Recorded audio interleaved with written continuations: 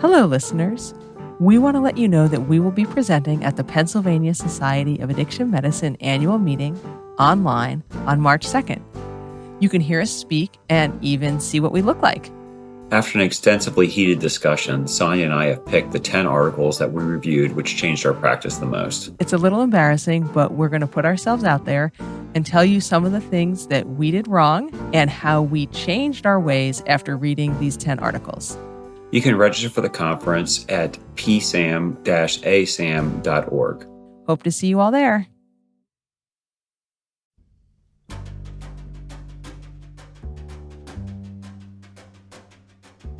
This is Addiction Medicine Journal Club. I'm Dr. Sonya Tredici. And I'm Dr. John Keenan. We believe that addiction is a disease that can be treated, and we want to help you stay up to date with the latest research that you can use in your addiction medicine practice. This week, we are going to be discussing a very popular article about high-dose buprenorphine induction. How are you doing, John? Great. Kind of enjoying this kind of rainy time of the year here in South Central PA. So I certainly feel like an old man these days, looking outside, happy that the grass is getting water. I think that's a sign of the change of times. Yes, our lawn was very crispy also, so it's happy right now that it's cool and rainy. So, John, anything in addiction medicine news you want to share with our listeners this week? Yeah, I had was looking at NPR the other day, and they actually had a really kind of interesting, just kind of 3-minute video segment about Mallinckrodt, which is an Ireland-based generic prescription manufacturer. And as many people know, kind of with all of the opioid prescribing and kind of pharmaceutical role in exacerbating the opioid epidemic, there is kind of large settlement funds that are currently being paid out. Some of the funds are going directly to people that were harmed, so family members of people that overdosed due to kind of excessive opioid prescribing. Actually, a lot of it, like 80%, is going to programs to kind of treat opioid use disorder and kind of mitigate risk moving forward. So most of it is actually more towards kind of treatment efforts. And this is kind of one of the first pharmaceutical companies that is actually trying to get out of pain. To a certain extent. So they filed Chapter 11 last year due to kind of like low profits, mostly because they're a generic pharmaceutical company. And part of that kind of settlement for Chapter 11 was that they still were on the hook to pay out this $1.7 billion in opioid settlement funds. And due to kind of lagging profits, they're trying to actually file bankruptcy a second time, almost like a consolidation where they can still operate, but they would actually kind of go defunct on that $1.7 billion. And kind of more immediately next week, they're due to pay, I think, the first $200 million of this. So I just thought that was kind of, it was sad to hear a little bit. I think that there was a lot of harm with pharmaceutical companies. I think not a silver lining, but almost like an atonement was that we were going to get some funds from them back to kind of work with treating people that were harmed by some of their interventions. Certainly, they do think that this is kind of a unique case, but the idea that there's a way to finagle your way out of paying this and still kind of operate, it certainly doesn't seem right. Yeah, I would agree. I'm also interested to see if there's an accountability for how the funds are spent. It's been interesting in our area, funds went to county level programs. So each county got to distribute funds as they saw fit. And, we're in a relatively rural area. I can't claim that the sort of county leadership in these rural Pennsylvania counties have a great handle on what would be the best treatment for opioid use disorder or the best way to spend money to help patients in their counties with opioid use disorder. And I appreciate that the funds are local and not, necessarily just going to major cities or to large institutions that some smaller local organizations would have access. But I am concerned about accountability. And so I know there are some groups that have been tracking the opioid settlement funds, and I hope that they do actually end up in programs that help people with opioid use disorder. Yeah, definitely. How about you, Sonya? Kind of in addiction medicine, any kind of thing new this week? Well, it's not really news, but news for me. I gave my very first extended release buprenorphine injection recently. I've been working hard to get that going for my office. I had to order, some special storage and do some training and convince my office to help me with it. And I'm just really excited to offer this to my patients. So for any of our listeners who don't know, buprenorphine is a medicine we use to treat opioid use disorder, very common medication. And you can take it every day like a pill, or you can get it in a once monthly injection rather than a daily pill or film. Some patients might prefer the injection, and I'm always happy to offer as many options as possible so people can find something that works for them. And the first patient that I gave the injection to was pretty satisfied, at least for the first week. So, John, I know you give this product in your office. What's been your experience with the long-acting injectable buprenorphine? Yeah, I think when this kind of first came along a couple of years ago, I'll be honest with you, I was a little skeptical at first, mostly due to the initial cost of the medication, also difficulty with kind of arranging for this to be done. Oftentimes, it's not something carried at most local pharmacies. Most insurances require it going to a specialty pharmacy. It can be a delay getting that medication to you, especially if you're starting with the medication. There was times where I would get the product eventually and the patient wouldn't show up, and I actually felt somewhat guilty regarding the cost of this and just kind of wasting away in my controlled substance fridge at the office. But it really works very well for many patients. I think I have lots of patients now that seek out this option, knowing that kind of, at least in the community, I have a reputation that I can get the medicine and consistently treat people with this. People really like it. They feel good on it. And I have had patients come to me also with the intention of weaning off of buprenorphine. They've been stable for many years, and they actually want to switch the shot as a means of weaning off due to kind of the steady state and the gradual taper.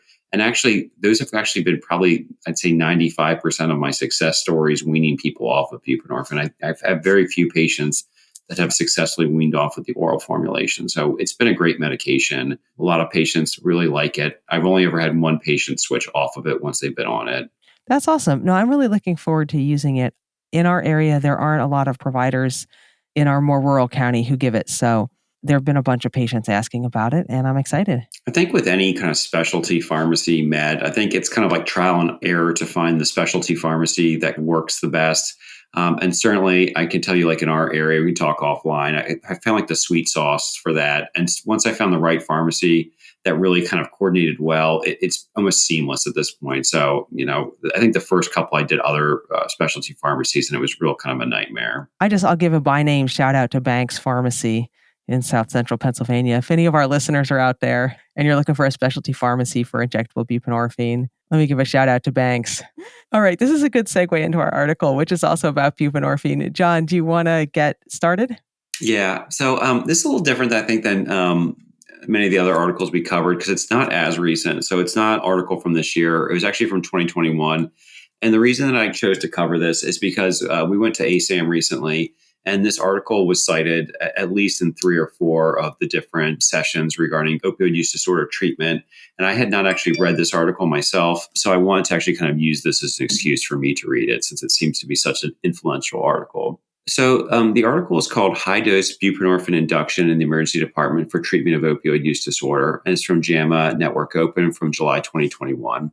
A little bit of background about the topic. So initiation of buprenorphine for the treatment of opioid use disorder in the emergency department, combined with linkage to outpatient care, is an effective strategy to reduce morbidity and mortality among persons living with opioid addiction. There is substantial evidence that ED-initiated buprenorphine is both life-saving and cost-effective, leading to recognition to patient access from the American College of ED Physicians, U.S. Surgeon General, NIDA, and SAMHSA. So they all have strong recommendations that ED should have access to this medication for patients that are willing to be treated. Guidelines published from the Department of Health and Human Services, which were developed for office-based practice, limit the maximal sublingual buprenorphine induction dose to 8 to 12 milligrams over the first 24 hours.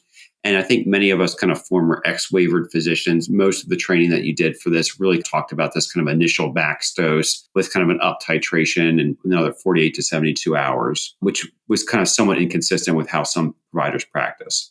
Most individuals with opioid use disorder require doses greater than the initial induction dose to suppress opioid withdrawal and craving. So an accelerated induction procedure that achieves therapeutic buprenorphine levels in 3 to 4 hours versus a typical 2 to 3 days could potentially increase safety during the crucial gap between ED discharge and continuation of treatment in the outpatient setting. The clinical question here in this trial was really kind of one, is a high dose, which was defined as greater than 12 milligrams of buprenorphine induction protocol for patients with opioid use disorder presenting to the ED safe and tolerable. So a little bit about this trial. So the study design. So this is a case series study of 579 ED encounters among 391 unique patients with opioid use disorder treated with a high dose sublingual buprenorphine protocol at a single large urban safety net emergency department between January 1st, 2018 and December 31st, 2018. The primary outcomes were occurrence of precipitated withdrawal and any serious event attributable to buprenorphine administration. So this included things like sedation, decreased respiratory rate, hypoxia, or naloxone administration in the emergency department or in the first 24 hours after discharge.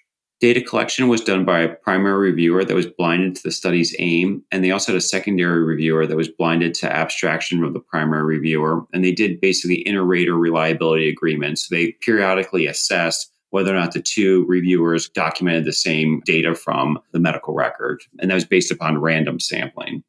A little bit of background about how this emergency department did a rollout for this high-dose buprenorphine treatment pathway. So there was 58 emergency department attendings and 21 emergency department APPs who received protocol training prior to the intervention. They have two substance use disorder navigators who were able to assist in the protocol implementation, and they were available Monday through Friday, 9 to 5. An ED attending board certified in addiction medicine was available 24/7 to assist with real-time consultation and guidance if needed.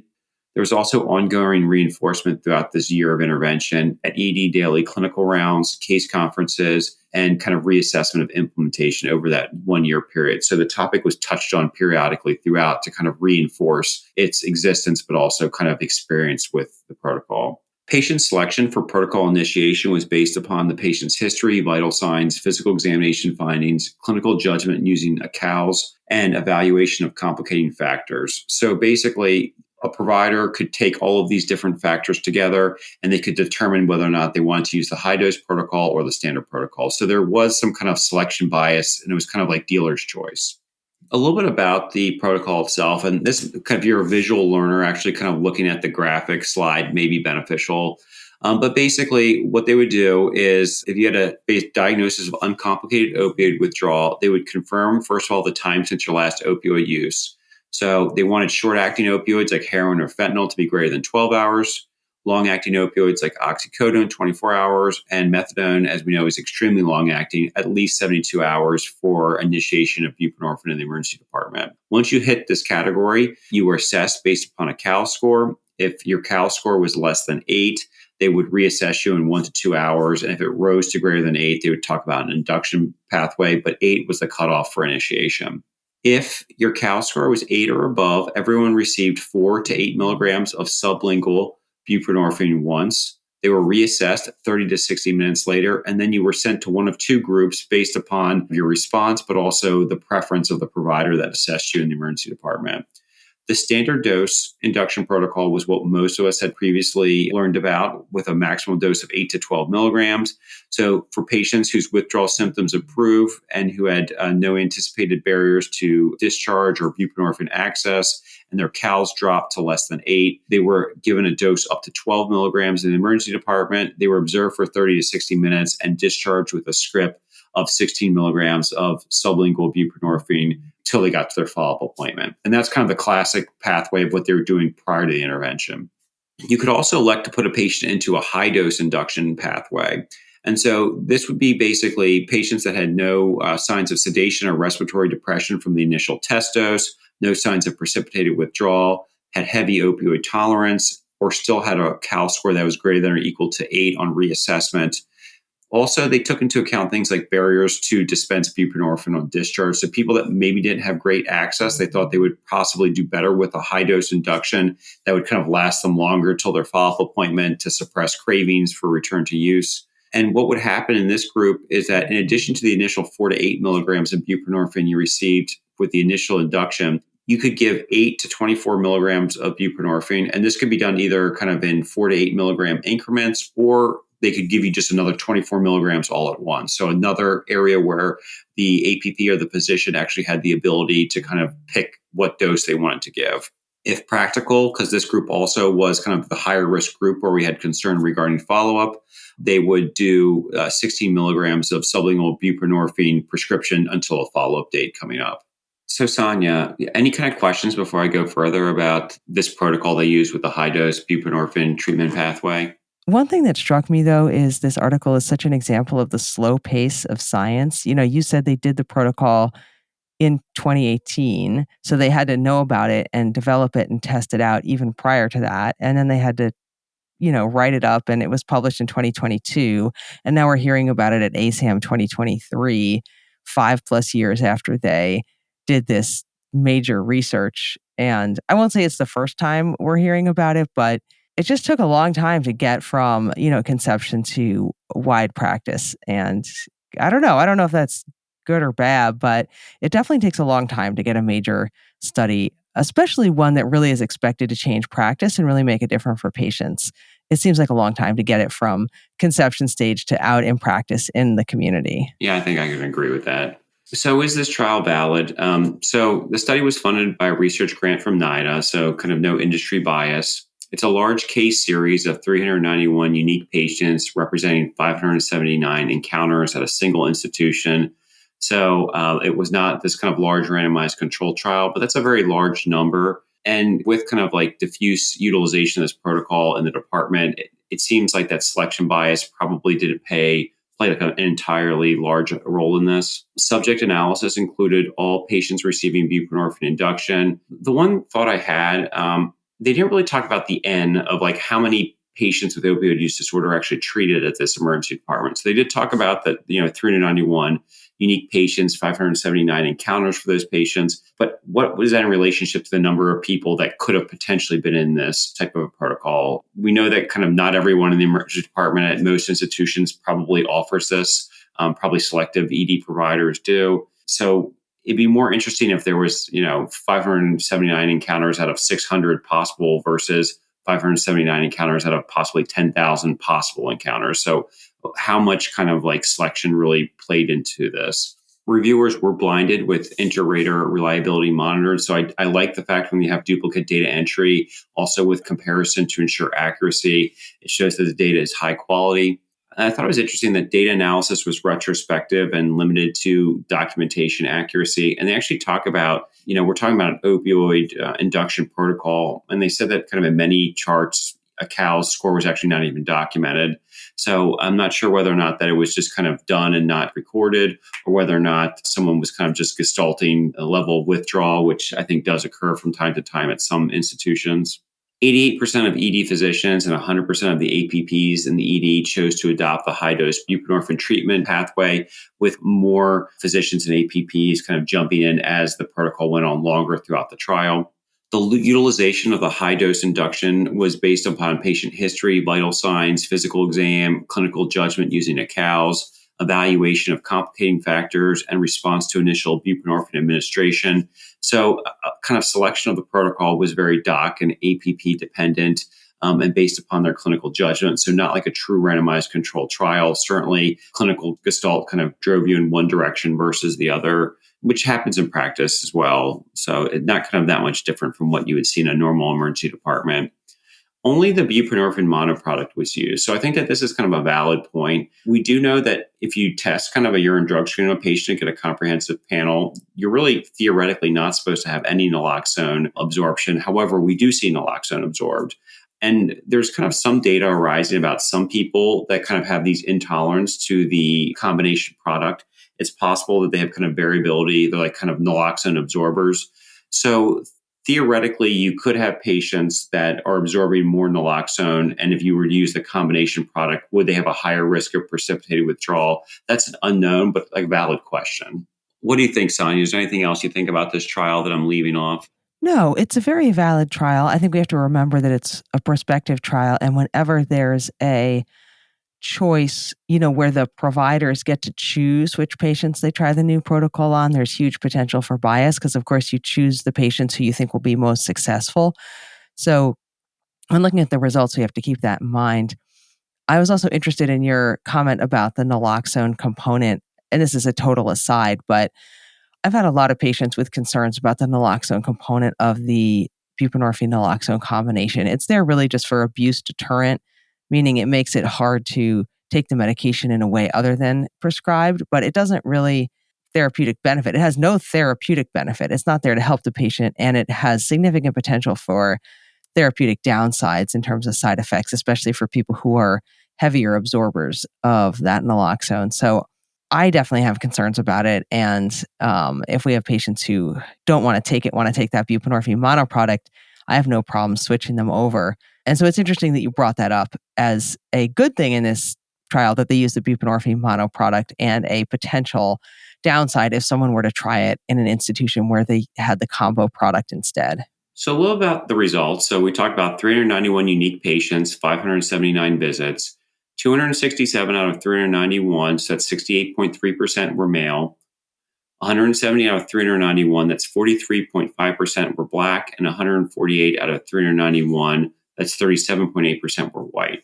I thought this was interesting because I think most of the trials kind of favor heavy Caucasian presence in terms of participants, not necessarily due to the fact that white patients versus Black patients, one uses kind of substance use more than the other. We do know that kind of utilization of healthcare and treatment for substance use disorder favors patients that are white, and patients that are Black tend to not have access to treatment or to receive treatment as frequently. 88 out of 391, that's 22.5%, were homeless. 161 out of 391, which is 41%, had a comorbid psychiatric disorder. 209 out of 391, that's 53.5%, had never been treated with or self-prescribed themselves buprenorphine before. And I thought that was kind of the most surprising fact to me. Not saying I don't believe it, but it seems unbelievable to me as a buprenorphine prescriber that a patient with opioid use disorder, that over half of them have never had any experience with buprenorphine. I don't think I've ever met a patient that hasn't had experience with buprenorphine prior to meeting me. In Journal Club, someone brought up a good point that maybe this is because this is a higher Black portion where they have less access to treatment. That's a possibility, but certainly I thought that was very interesting.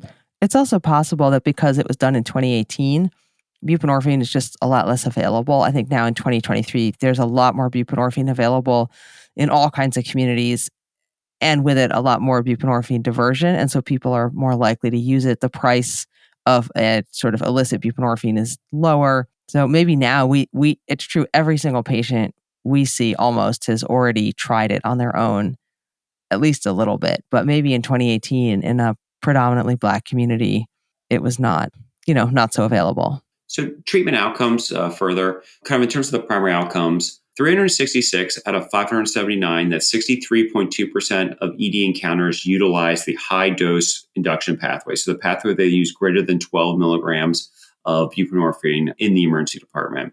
138 out of 579, that's 23.8% of ED encounters use doses or greater than 28 milligrams of buprenorphine. Most patients were triaged as low severity and treated by APP. So 359 out of 579, that's 62% were APP treated. Even though we had kind of great buy-in from all the staff due to selection, the APPs really dominated initiation of this protocol in this trial. Median length of stay in the ED was 2.4 hours, which I thought was incredibly low and admirable, that it was only 2.4 hours to have a patient in the emergency department treated for their coexisting medical condition or admitted and have received this pathway. I mean, that sounds kind of amazing for an emergency department. So I was very impressed by that low length of stay time. Over the study duration, clinicians tended to favor the increased higher dose initiation pathway. So when you actually look through the trial kind of earlier on, people were leaning more towards what they know. And I think probably as they had more of these case conferences and more kind of reinforcement, and they were hearing good experience from their colleagues, I think people started to switch over and favor the high dose protocol as the trial went on. The primary outcomes, number one, precipitated withdrawal. So only 5 out of 579 encounters, that's 0.8%, experienced precipitated withdrawal. 4 out of 5 cases of precipitated withdrawal occurred with the initial dose, so the 4 to 8 milligram test dose. So this was independent of the intervention of the high dose versus the standard protocol. So 4 out of 5 occurred just with your initial administration, unrelated to the high dose protocol. One case of precipitated withdrawal occurred with the high dose protocol, and that was actually a case of polysubstance intoxication, which probably complicated presentation. I think most of us that practice kind of addiction medicine know that when you have multiple intoxication withdrawal syndromes and various degrees of kind of like acutely intoxicated versus withdrawal, it really makes it tough sometimes to figure out what's going on at that moment when you're initially encountering a patient.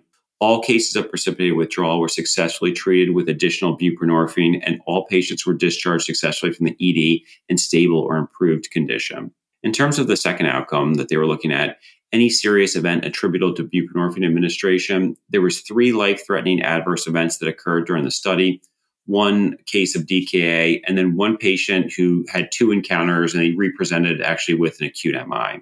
No patients were admitted for buprenorphine-related precipitated withdrawal. No serious events occurred with buprenorphine administration, so no sedation, hypoxia, or naloxone rescue in the ED or within 24 hours after discharge, at least that they were able to capture in this trial. What do you think of those results? I'm still amazed that they got people on average through the ER in under 2.5 hours with a full buprenorphine induction, either traditional or high dose. These people are super speedy, and I'm very admiring. I mean, it was interesting in Journal Club. We had a participant in our live Journal Club who is, does a sort of mobile buprenorphine unit and was thinking with, such quick inductions, you could do full induction in your mobile unit. You don't have to wait around all day, which is the sort of standard outpatient induction. It involves multiple small doses of buprenorphine over sort of a 24 to 48 hour period. But if you can get it done in 2.5 hours with no apparent adverse effects, that's amazing. So kind of boiling this down, will the results of this study help me in patient care? I don't find this as relevant to my outpatient practice, and I'm not an emergency department physician. So really kind of to truly apply this, I'd have to be in the ER setting. But I do inpatient consults where I treat patients with opioid use disorder admitted for a primary medical condition where opioid use disorder complicates kind of patient-directed discharge or their compliance with treatment in the hospital. Fear of precipitated withdrawal with higher induction doses often prevents a more timely capture of those withdrawal symptoms and, more importantly, resolution of cravings, which is often the reason they're leaving the hospital. So we're often playing this balance of like timing and dose with initiation, mostly with concerns that we're actually going to harm patients. This large case series of high dose buprenorphine sublingual inductions suggests that actually a high dose protocol is probably very safe, and that when administered to the right patient could actually be a way of controlling withdrawal and cravings at a much more rapid pace than we typically classically have done with the Health and Human Service guidelines. While not directly stated, the low rate of adverse effect and precipitated withdrawal in this study could indicate that higher outpatient induction dosages may also be safe and effective in the right patient. So oftentimes when we start at those lower doses, patients will be upset or they don't feel they're being treated well for the first 2 to 3 days, and you have to kind of weather that storm. I think kind of the most telling thing is I actually took a picture of that algorithm and it's on my phone. So I actually plan to use that in a very very near future episode of inpatient induction for the right person, especially kind of patient kind of admitted for an injection related complication that could be life threatening that could possibly leave, such as like a endocarditis or a discitis or epidural abscess. Well, and I don't see why we wouldn't use it in the outpatient. It's no more complicated. It's actually less complicated than the induction flow sheet that I give people to do at home now, which involves taking kind of 2 milligrams every few hours throughout the first day. They could just take the initial test dose of 4 milligrams. If they feel okay, they can just take the whole film and that's it for the day. They're done. And then the next day they can take a whole film in the morning and another one later in the day if they want. And that seems a lot simpler than, our current protocol. I've thought about it back and forth, and I'm not kind of poo-pooing that idea, but kicking it back and forth. I think my only thought is, like I said before, this is only the buprenorphine mono product. Sometimes that's not what you're using in the outpatient. That could be an X factor possibly. Also, response to the test dose. I think you're kind of relying entirely upon the patient versus a clinical judgment, which not that it's a bad thing, but it's just a little different. I'd have to think a little bit further before I'm ready to jump in that domain. The other thing that I think outpatients might possibly have trouble understanding or getting right is that if your first day you're up to 32 milligrams, but then after that you're supposed to move forward on 12 or 8 or 12 or 16 or some lower dose, people might end up getting confused. Well, I took 4 films the first day. You mean I'm not going to take 4 the next day? So maybe there would be some confusion there. Yeah, great article though. Yeah, it was really awesome. Thank you for listening to the Addiction Medicine Journal Club. The best part of any journal club is the conversation, and we want to hear what you have to say. To have your opinions about the articles included in a future episode, you can send us your comments on all the social medias. We're on Twitter, Facebook, YouTube. Spotify has comments. You can email us. You can join our Facebook group. If you know us in person, you can just come tell us. All these links are in the show notes. Our original theme music was composed and performed by Benjamin Kennedy. Audio editing by Aaron McHugh, produced by Dr. Patrick Beeman and Ars Longa Media. Addiction Medicine Journal Club is intended for educational purposes only and should not be considered medical advice. The views expressed here are our own and do not necessarily reflect those of our employers or the authors of the articles we review. All patient information has been modified to protect their identities. Thank you for being part of the conversation. Have a great day.